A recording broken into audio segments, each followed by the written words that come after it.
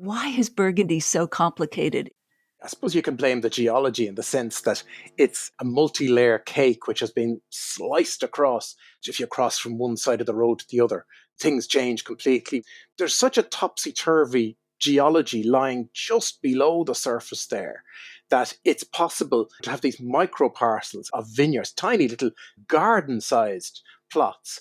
And when you taste then in, say, somebody's cellar, and let's say you're tasting, everything is the same, the vintage is the same, the grape is the same, the winemaker is the same. The only difference is where did the vines grow? And that becomes then a masterclass in how this sort of thing works. The human race has come in there and added a fair bit of complication on top.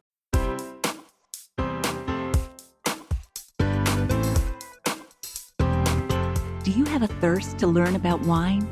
Do you love stories about wonderfully obsessive people, hauntingly beautiful places, and amusingly awkward social situations?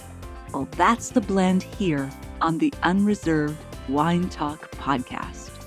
I'm your host, Natalie McLean, and each week I share with you unfiltered conversations with celebrities in the wine world, as well as confessions from my own tipsy journey as I write my third book on this subject. I'm so glad you're here. Now pass me that bottle, please, and let's get started. Welcome to episode 273. Why is Pinot Noir considered the holy grail of wine? What makes the French region Burgundy so complicated, and how can we untangle it? And what would surprise and delight you about how both the wine and the region have changed in the past 5 years? In today's episode, you'll hear the stories and tips that answer those questions in our chat with Raymond Blake, one of Ireland's leading wine writers. If you're in my Wine Smart online course, we take an even deeper dive into Burgundy and Pinot Noir in Module 4. On a personal note, one of the many things I love about this podcast is that it gives me an excuse to meet others in the wine world whom I'd likely never run into at a tasting event or otherwise, like today's guest from Ireland. And you know what? Even if Raymond lived in the same town, I'd probably still never meet him, given my introverted tendencies to avoid events at all costs. This podcast allows me to ask nosy, sometimes pointed questions about wine and about their lives. We have a far deeper and longer conversation than we ever would at an event, and you get to eavesdrop, which you couldn't do at an event without being really weird. My high school boyfriend once asked me how I seemed to know a lot about human nature. I think he was naive, but anyway. My answer? Books. Lots of books, especially Jane Austen and Margaret Atwood. In their stories, they revealed human kindness, greed, sorrow, elation, and so many other facets. Now this podcast serves that purpose for me. People reveal themselves through their stories. Even when they're talking about wine, they're also talking about themselves and what they choose to include or leave out, how they frame their stories, and a lot more. Do you agree? Let me know. Speaking of humanity and all its glory and devastation, if you haven't got your copy of Wine Witch on Fire, Rising from the Ashes of Divorce, Defamation, and Drinking Too Much, and would like to support the book and this podcast that I do for you on a volunteer basis to ensure it continues, please order it from any online book retailer, no matter where you live. It usually arrives in a day or two, and of course, the ebook is instant, and the book is a fast read. Every little bit helps spread the message in this book of hope, justice, and resilience. Buy it for a friend. I'll put a link in the show notes to all the retailers worldwide at nataliemclean.com/273. If you've read the book or are reading it, I'd love to hear from you at natalie@nataliemclean.com. Okay, on with the show.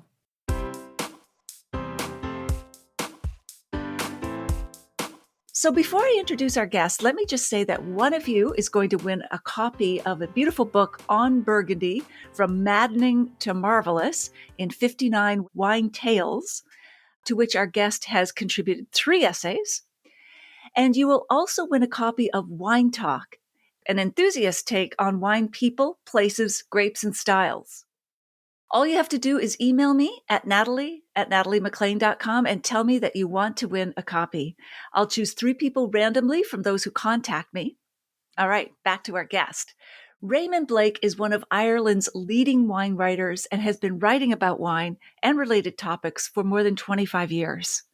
After graduating from Trinity College, Dublin, he became a schoolmaster in Clongowes Wood College, which James Joyce also attended. Not at the same time, of course. But Raymond is the Burgundy correspondent for Hugh Johnson's Pocket Wine Book and a regular contributor to the World of Fine Wine magazine.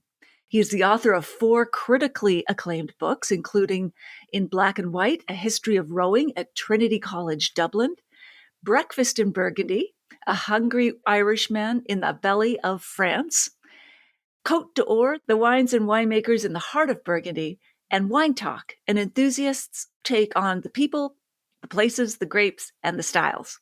He is working on a second edition of his Côte d'Or book. Raymond Blake and his wife, violinist Fionnuala Hunt, own a house in Burgundy, where he regularly leads tours of the region, and he joins us now from his home in Dublin. Welcome, Raymond. I'm so glad you could be here with us. Thank you, Natalie. Delighted to be here with you. Delighted to be with you. Thank you. All right. I'm sure I have an accent, but I love your accent, your brogue. As I mentioned just before we got started, my grandmother was a brophy, and those resonances are coming back to me.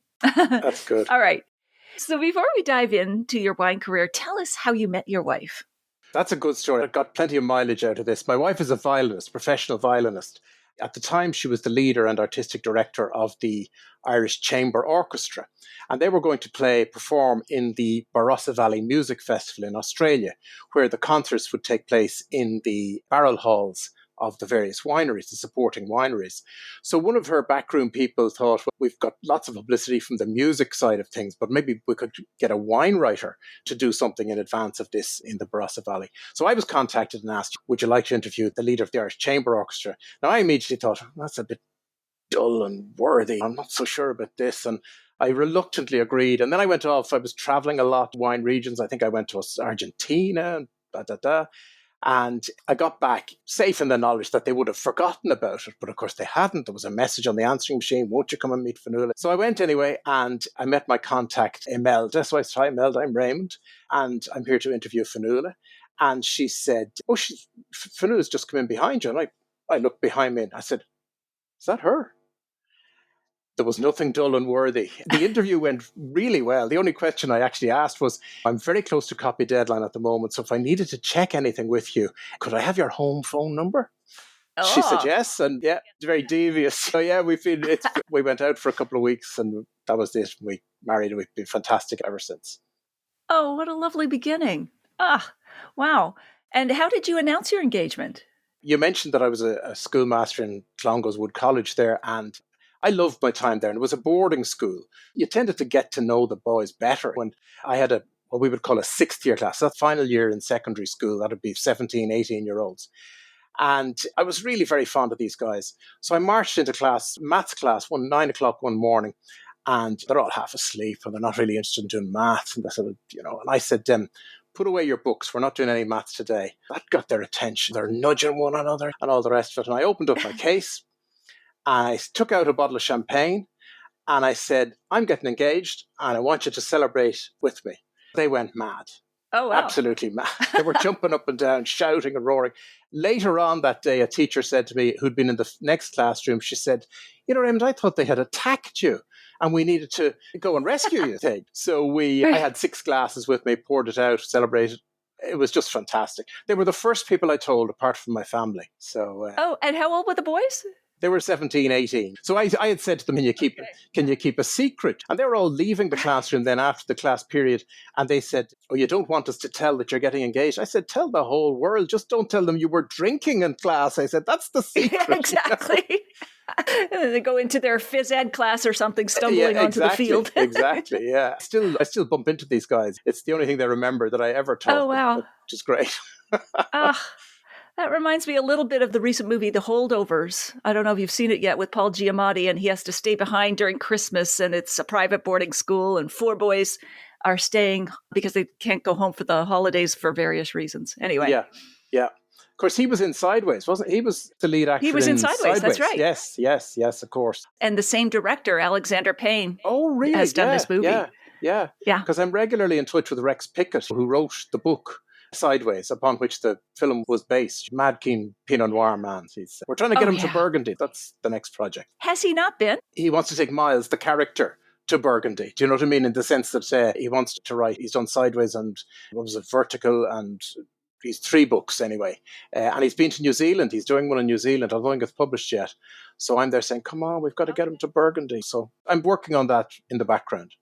Yeah, you would think that'd be a natural. When I interviewed him for the podcast, he had a Sideways Vertical. I said, if you go to Australia, you should call it Down Under and continue the theme of directions. Exactly, yeah. So maybe you'll call that for New Zealand. Anyway, so how do you and your wife celebrate St. Patrick's Day in Burgundy?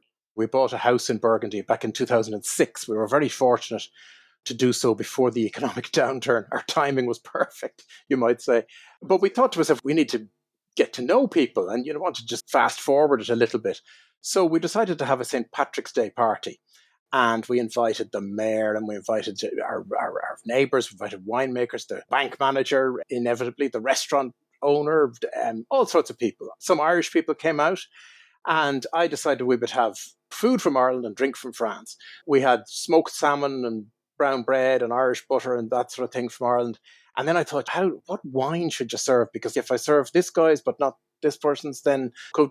So I said, the obvious one to serve, everyone would accept, is champagne. So we had champagne.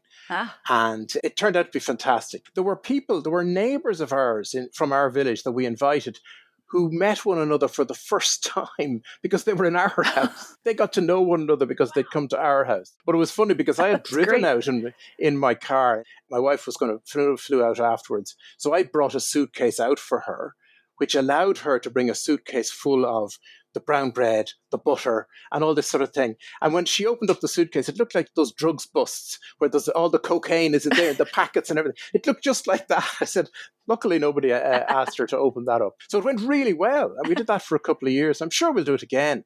But it was a great way of, as I say, leaping into the community. Brilliant. I love that. So how did you get into wine writing? What was the transition there?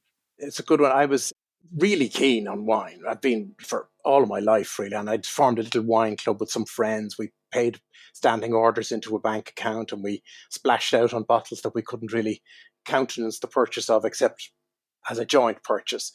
And then there was an ad in the paper, looking for a wine writer for a new publication to come out in Ireland back in 1997.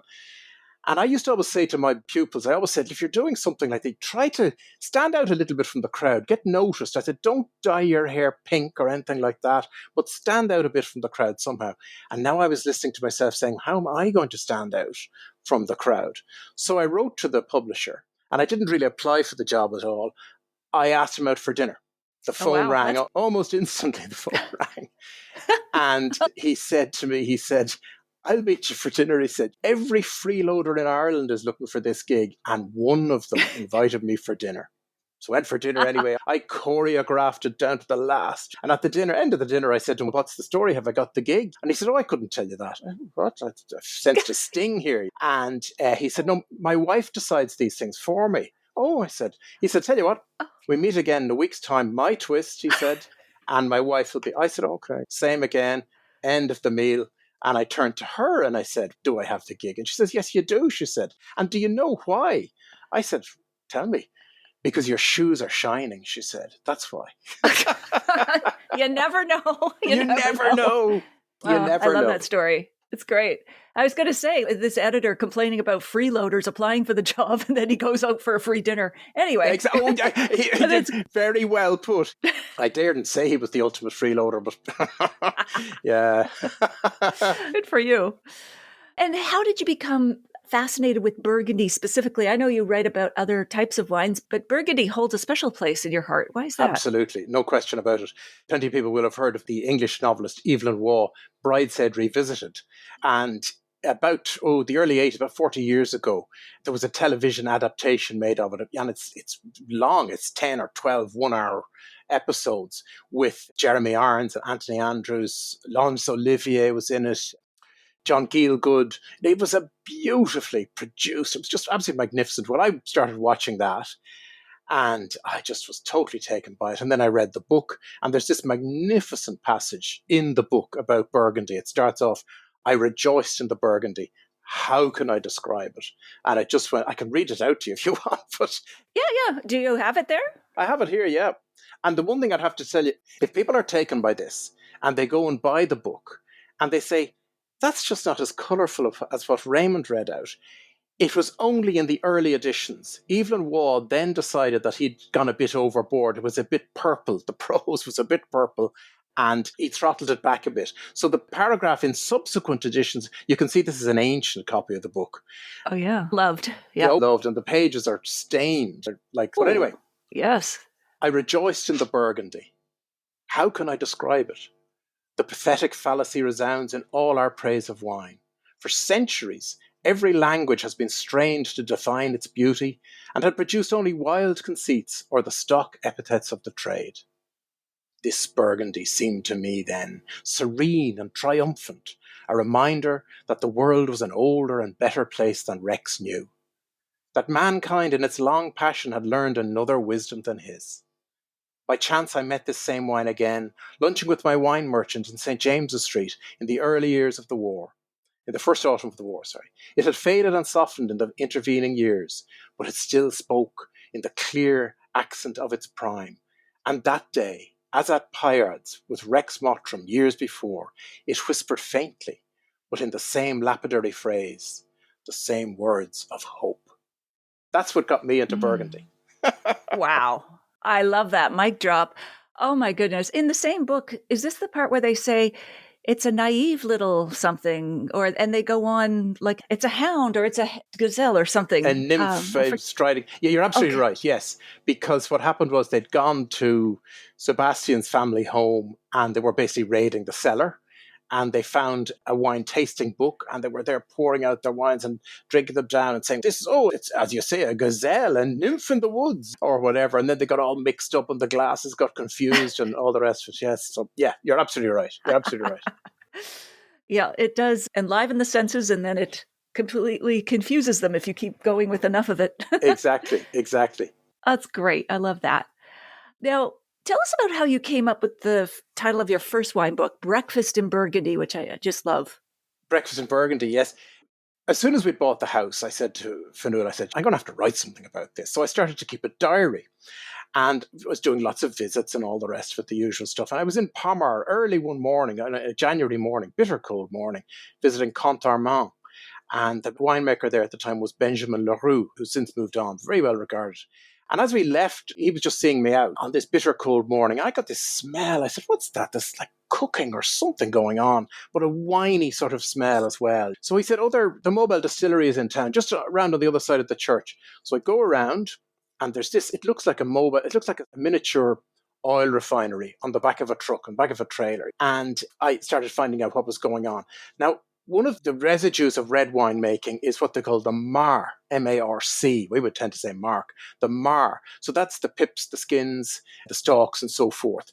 And there's quite a bit of alcohol left in it. This is after they press it. There's a certain amount, not significant amount of alcohol in that. And what they do is they load this into these big copper cylinders on the back of this truck I was telling you about, close them up, pump steam through at high pressure and temperature and extract the liquid, distill it, and that's then the Mar de Bourgogne, which is a seriously intense spirit. Is it like grappa? It is. It's exactly the same. Yes, it's just like grappa, yes. But they don't want to let anything go to waste. So the scalding hot residue coming out a quarter of a ton at a time is thrown onto the back of a trailer, and then they bury these steel dishes down into it covered in foil. And might have a chicken in it. They might have big sausages, knuckles of pork, all sorts of things. And they cook the meat there for about an hour and a half, take it out. Someone goes off to the boulangerie, comes back with the baguettes. Someone else goes off to their cellar, comes back with a magnum of wine. And one of the guys said to me, will you have breakfast with us? Hence, Breakfast in Burgundy. one of the greatest breakfasts ever. You couldn't describe it, but the one thing I'd always say, I remember, was you stuff the baguette full of a big sausage or something, and you're chewing down on it. And of course, the juices are you're running down your chin, and you don't care. It's just so wonderful. So that's how I got the title, Breakfast in Oh, Burgundy. Yeah. oh, I love that. It truly sounds like a movable feast, especially on the back of a truck, but that sounds marvelous. Oh, my goodness. So every summer, when you return to Dublin from your home in Burgundy, you bring back lots of great wines with you, of course. But what would surprise people about what you bring to Burgundy when you're arriving there for the summer, and why do you do it? Yes, people at home are always amazed when I tell them this. I love wine. Any good wine, I love it. I love the great thing about wine, the thing that keeps me permanently interested in wine, and which is I'm always telling people, is the great diversity and variety to be found in wine, whether it's different regions, different winemakers, different grapes, different vintages. It just goes on and on. And if there's good wine made all over the world. All over the world there's good wine made. Great wine made in many places as well. And I like to tell people about this. So I bring Australian Riesling, I bring American wines, I think I have some Canadian wine in the cellar as well. I bring vintage port. I have wines from about 10 or 12 different countries in our cellar in France. And then the only thing you have to do when you're serving them up is choose your audience carefully, because some of them are going to be a bit blinkered and not interested. But there was one time when I got 3 winemakers came along with their wives, and before dinner we sat down in the garden, and I put 4 bottles of Riesling on the table from 4 different countries. And I just said, lads, I introduced them, and I said, now just serve yourself, just take a little, do whatever way you want to do it yourselves. It was fascinating to see, because in some instances, they'd never tasted the wine before, or the grape even, particularly with the Hunter Valley Semillon that happened. And you would see them, they'd pour themselves and they'd retreat back to taste the wine and then come back and say, oh, that's very interesting. And I've done this many times. I do it all the time. I say, we'll pull stuff out of the cellar. We've a dégustation du monde, a tasting of the world. And it works wonderfully. They love it. They love it. Huh. And what gave you the idea to do this in the first place? What motivates you to do this? I think coming back to what I said there, it was the fact that I'm desperately keen always to spread the wine gospel, you might say. I want to let people know, have you heard about this? Have you tried that? When I see people saying, for instance, oh, I think of a married couple once I know here, where basically it was he drank Cabernet Sauvignon and she drank Sauvignon Blanc, and that was that. And I remember going to their house one time, bringing a bottle of, it was a Hunter Valley Semillon actually, and I explained what it was. And I remember she took one sip and said, I don't know, that's okay, I'll have the Sauvignon. And I thought, come on, you must have a bit of curiosity, a bit of interest there. So I'm always trying to spread the word. So that's what prompted me to do it. And is that part of your manifesto, like in your book, your Wine Enthusiast book? Is that what you're trying to do? I think so, yes. Also, what I was trying to do there in my book, Wine Talk, which you can see behind me there, sometimes I think we've become a bit too formal or even a bit sort of prissy, dare I say, about wine. Sometimes I think we need to be careful. People in our position need to be careful that you're not being too dogmatic in instructions or advice that you give, because then you make wine off-putting. If you're saying to people, oh, you must get the temperature right, or you must get the glass right, or these sort of things, people say, oh, wine is complicated. I think I'll just have a cocktail. And bear in mind, loads and loads of people are now drinking fancy pants cocktails with lurid colours, glow in the dark, whatever they might be.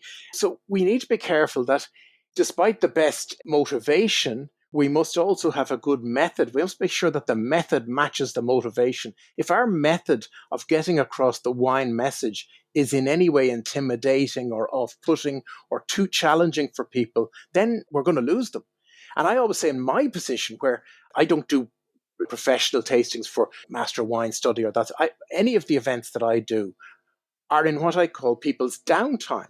It might be a dinner that I'm speaking at. That's out of office hours. It might be a tasting straight after work, whatever it is, but it's out of office hours. It's their downtime. I always say they don't want a lecture. They want a story. And I tell them stories. Right. I tell them about how I met my wife or whatever it might be. And then say, by the way, you know, what we've got in our glasses. Or I might say something like, oh, the winemaker here, he curses like a trooper and smokes like a sailor and whatever. That's my manifesto. And I take a bit of a swipe at, I don't like to hear, say, for instance, the MW and MS people saying how difficult their exam is. Because if you say that too often, then people are going to be put off. It's not going to encourage them.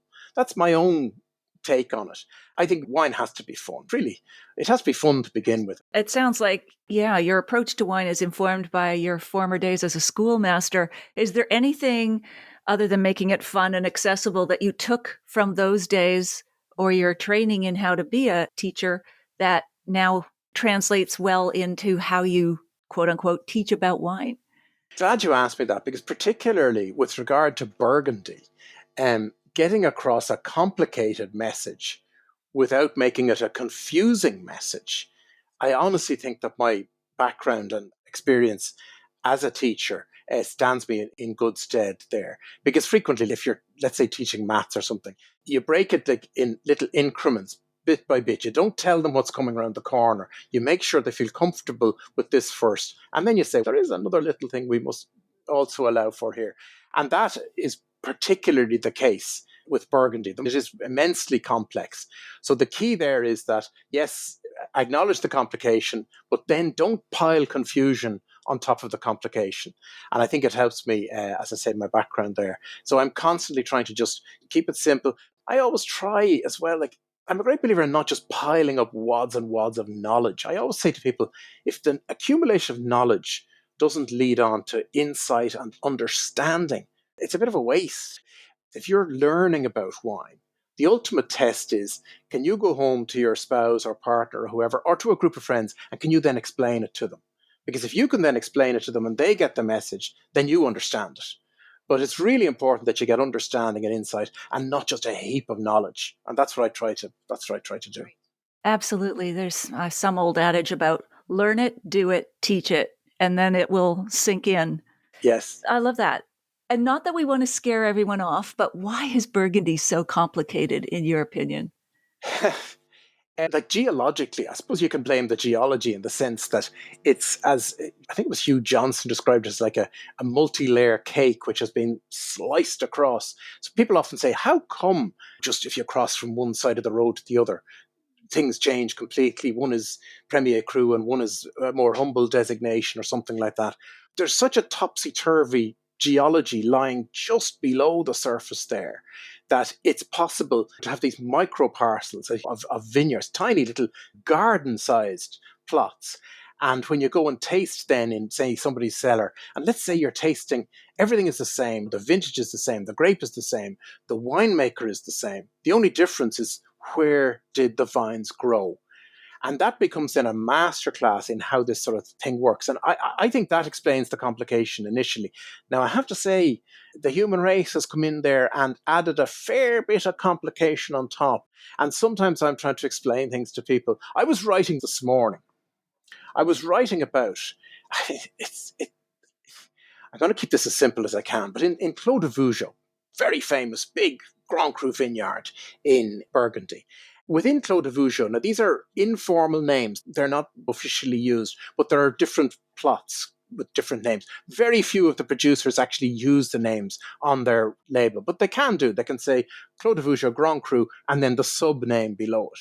The sub-name on the little plot of Clos de Vougeot, which is closest to the Musigny vineyard, which means it's just across the road. Musigny, one of the most celebrated Grand Cru in Burgundy. The plot in Clos de Vougeot, closest to it, is also called Musigny. Now, people look at that and they say, hold on a second. It's Clos de Vougeot Musigny. It's two Grand Cru. I said, no, it's not actually. Just look really carefully and you'll see that the Musigny on the Clos de Vougeot label is spelled Musigni, whereas Musigny proper is spelled Musigny. Trying to get that across to people. World of difference. Oh, yeah. Or another Wow. one, which is tricky enough, all the hyphenated names in Burgundy. It started with Gevrey, Chambertin. So Gevrey, the village of Gevrey, decided that it would elevate its status, its visibility, by adding on the name of its most celebrated vineyard, Gevrey, Chambertin. And then it went on, Chambol, Musigny, Pouligny, Montrachet, and Chassagne Montrachet, because the Montrachet vineyard straddles the boundary between the two villages, the two communes. And then somebody would pipe up and say, okay, Raymond, so that's the hyphen thing. So the first thing is the name of the village. The second thing is the name of the vineyard. I say, yeah. And they say, so Chevalier Montrachet is a village and vineyard. I say, no, I was hoping you wouldn't ask me that. Because Chevalier Montrachet, of course, is a Grand Cru vineyard, because what's happened there is the Chevalier vineyard, which is contiguous with Montrachet, has it's done the same trick as the village Pouligny. And the same thing happens in Gevrey-Chambertin. Oh, Getting wow. to that level. So definitely we all need to get your books, because you've just given us enough complication to say, okay, yeah, I probably should dig down into this. On the other side of it, Raymond, it reminds me of the English language itself. There are many exceptions, but as you grow and read more and master the language, it's also infinitely satisfying because of those exceptions. That's right. This, of course, my trite answer when people say, oh, does this complication not annoy you? I said, oh, it keeps me in a job, for heaven's sake. Yes. It's great. And I true. do love the fact I'll never know it all. Anytime people would say to me, oh, you're the wine expert, I say, no, I'm not. I'm the wine enthusiast. Because there's somebody out there more expert than I am. But I've never met anyone more enthusiastic than me. So I always make that slight distinction, nerdy distinction. But really, that complication keeps you going, keeps you interested. It does, and keeps you interesting too. You're working on a revised second edition of your book on the Côte d'Or. Can you share with us a few of the major changes that have happened since your first edition and that you'll likely be including in this second edition? There'll be certainly more about climate change in its broadest sense. I don't just mean that what's actually happening, but the response to it. Because the response to it now, I think, is more sophisticated. It shows greater understanding of what maybe should be done and how to do it. In terms of viticulture, for instance, we're seeing a lot of change in viticulture there. A lot of people now training their vines higher. I should stress to any of your listeners that I'm not a viticulturist, so I'm not an expert on anything of this topic here. But for instance, training the vines higher is something that more and more people are doing now. Pruning later so as to try and avoid the spring frost. How does training the vines higher help? And again, as I said, I did say I'm not a viticulturist. As far as I know, one of the people said to me that, the vine is a climber. And by cutting it off like this, you're completely unnaturally affecting it. Whereas if you let it climb up and then they bend them over at the top, it's growing in a more natural fashion. I think it helps with the leaf canopy. I think maybe with the photosynthesis. I honestly don't know, Natalie, the exact details. I have a friend there, actually, I'm going to taste one of his wines now in a minute. If you asked him the question, you'd be there 3 weeks later in the middle of the answer. He'll give you a chapter and verse on it. So that's certainly one change. It reminds me a little bit, Raymond, of in Prince Edward County, it's one of the chilliest regions in Ontario, but they also have the limestone and they're trying to do their own style of Pinot Noir there. They do hilling. If the vines are up higher, they're trying to protect the vines from winter kill. But also, I would think frost settles on the ground often, so that if you are training them higher, again, just guessing as a non-viticulturalist, but there are reasons there for frost protection, I would imagine. There's all sorts of stuff. So how else are they responding to climate change? An awful lot in with regard to viticultural practices. That would be the major change. But a number of winemakers have said to me, the vine itself is adapting quicker than we expected. So even recent hot vintage there, which one was it? It was 20 or 22. Yeah, there were hot vintages there.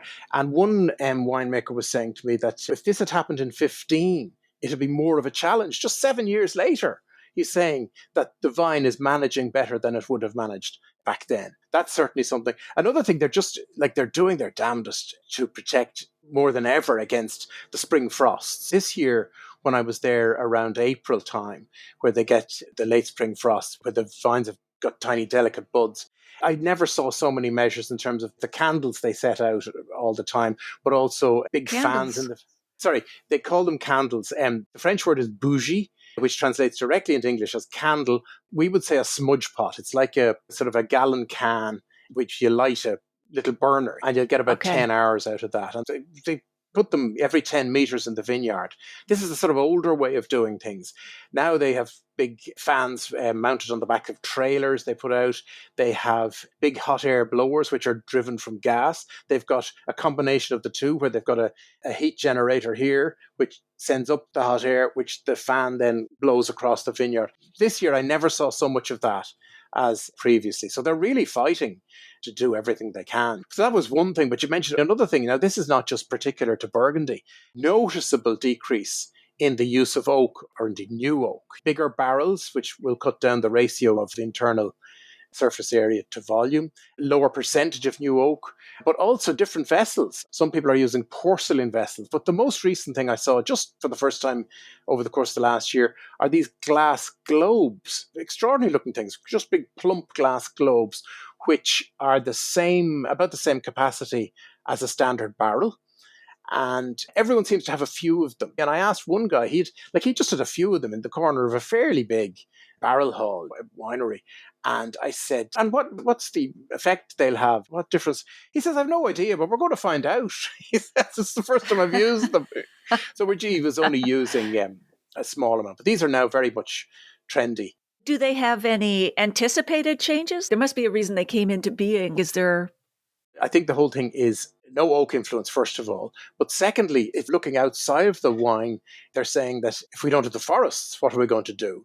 That sort of thing. And I think some of them would say that making the glass globe is more environmentally friendly than making the oak barrel. But I can't say for certain. It's so new.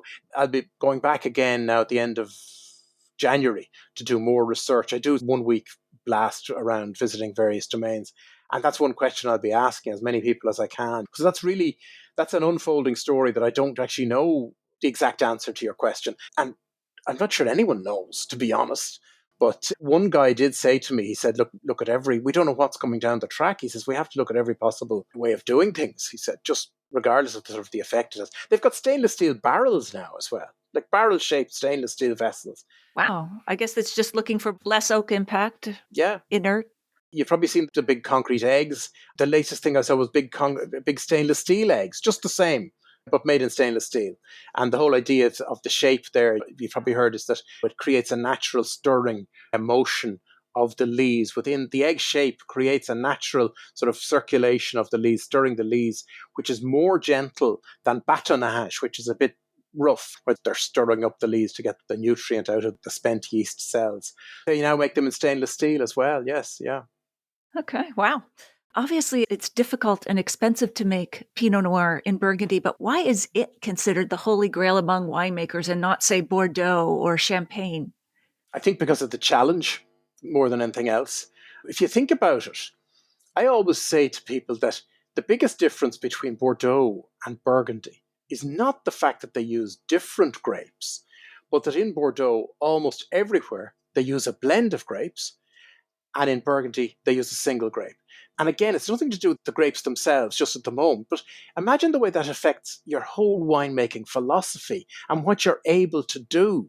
If you're in Bordeaux and you've got your Cabernet Sauvignon, your Merlot, some Cabernet Franc, whatever like that, you can compensate a bit. You can have a greater input in the winery to create your finished wine.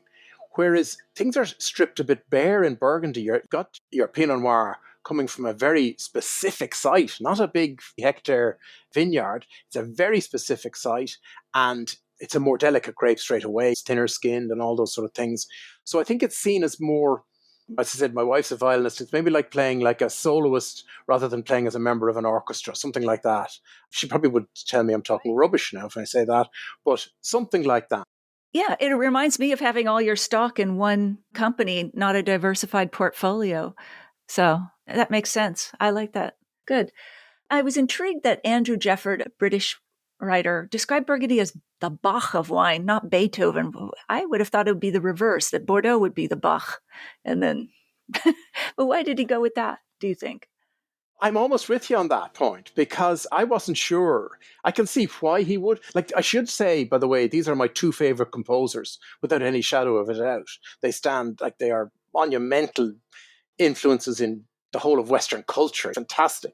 And I love them both. Bach is perhaps, coming back to what I said there about Pinot Noir and everything, a lot of the things that you can do in Bordeaux are stripped away in Burgundy. You're more laid bare, as it were. Bach's music, I mustn't use the term simple. I have to say it's deceptively simple in the sense that when you listen to it, it's a pure, elegant sound. It's the sort of thing that you would foolishly say, oh, Jesus, I could have written that. But there's hidden complication. Yeah, there's hidden complication beneath Bach's music. Maybe the richer sound of Beethoven's music is what Jefford was responding against, in the sense that he maybe felt that it was more like the Bordeaux. I don't think I could go one way or the other. By the time Beethoven came along, the orchestra itself, the makeup of the orchestra allowed for greater richness in the sound. Bach was writing it was just for strings, whereas other instruments had come about in Beethoven's time. I think it's probably to do with that deceptive simplicity. And I stress deceptive because it's not simple. It's a good way to put it. Absolutely.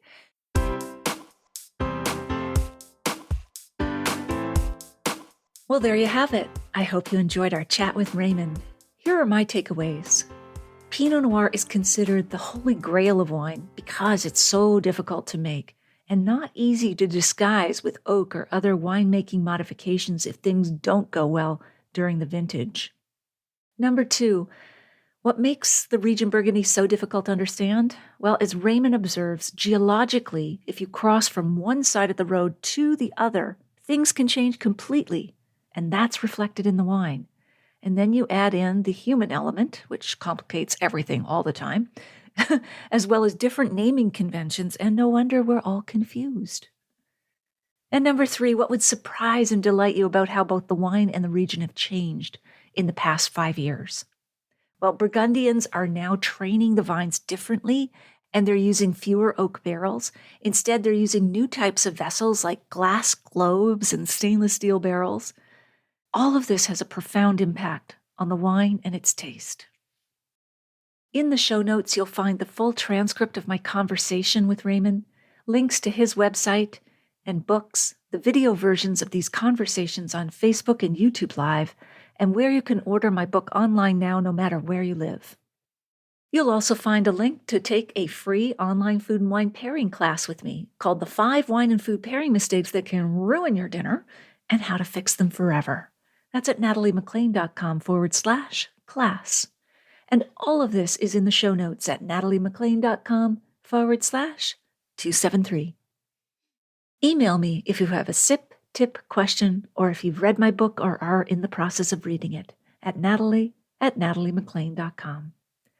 If you missed episode 52, go back and take a listen. I chat with Matt Cause about visiting Burgundy and tasting Barolo. I'll share a short clip with you now to whet your appetite. I'm asking the questions the reader would love to ask, but that person is not going to get in to see Domaine Romani Conti. And the only reason, by the way, Matt, that I would get in to see Domaine Romani Conti is that Aubert de Villaine and his like recognize how many readers I bring with me. It's not me, it's the readership that I bring with me. And so I'm trying to ask the questions they'd be dying to ask. And even if they were there, maybe they'd be too embarrassed to ask. So I'm a very, very nosy person, but I'm also very shy. And so writing has given me the cover of being able to ask people things like, well, what is your greatest failure? What'd you learn from it? Those kinds of things that can be uncomfortable if you just sort of turned to someone at a dinner party and started down that road.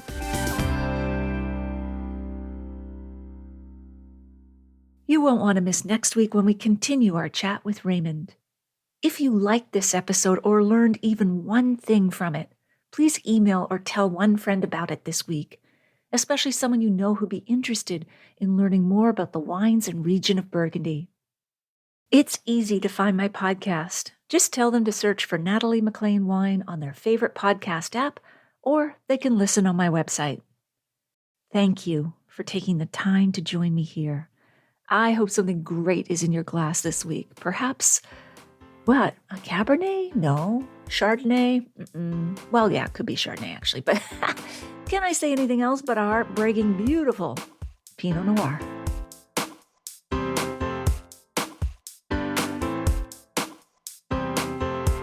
You don't want to miss one juicy episode of this podcast, especially the secret, full-bodied bonus episodes that I don't announce on social media. So subscribe for free now at nataliemaclean.com/subscribe. Meet me here next week. Cheers.